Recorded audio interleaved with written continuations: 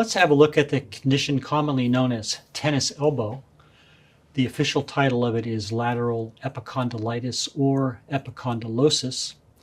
It's the most common overuse injury of the elbow. Typically results from overuse strain of the common extensor tendons at the wrist as they attach at the elbow.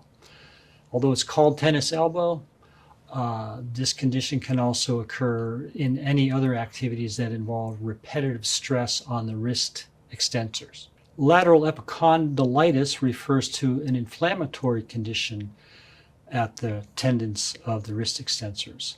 Epicondylosis refers to degradation of those tissues without inflammation being present.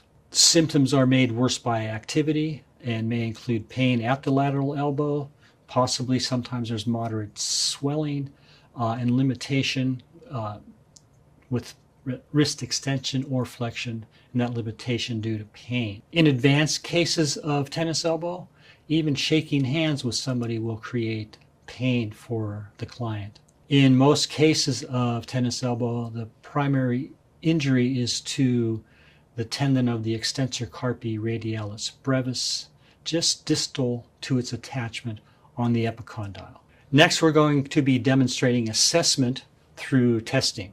When testing for tennis elbow, the active range of motion occurs at the wrist, consisting of flexion, extension of the wrist, abduction or radial deviation, and adduction or ulnar deviation.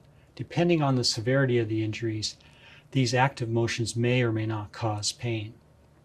Passive motion, in which the practitioner is moving the athlete through those ranges, is generally pain-free, except for wrist flexion, which may stretch the painful tissues on the extensor side of the forearm, especially if the elbow is extended. For resisted testing, we're going to start with resisted flexion at the wrist. Resisted testing for wrist extension for tennis elbow, the athlete can be sitting or standing. We are supporting the elbow with one hand, while my other hand provides resistance at the wrist, because we're going to ask Sammy to try to bend her wrist up into extension. This is an isometric contraction. She builds slowly. If it doesn't hurt, she keeps working. If it's painful or weak, that's a positive result, and relax.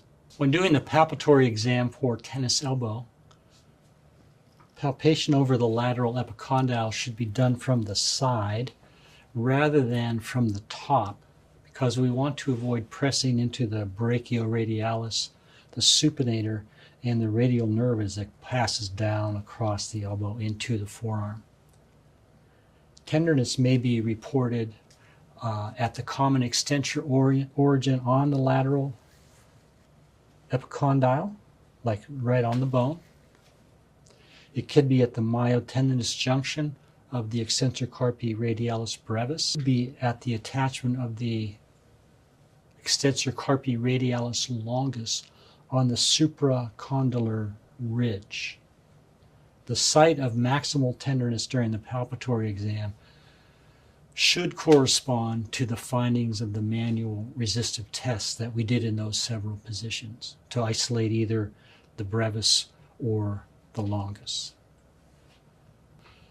For administering friction to the extensor carpi radialis brevis, we want the forearm fully pronated and resting on the table. This brings the myotendinous junction directly over the radial head. And we administer friction. Friction is administered horizontally across either the epicondyle, which is the origin of the extensor carpi radialis brevis. So we're going across the grain of the tissue on the epicondyle. Or we can move distally to the radial head, which is where we'll find the myotendinous junction of the extensor carpi radialis brevis.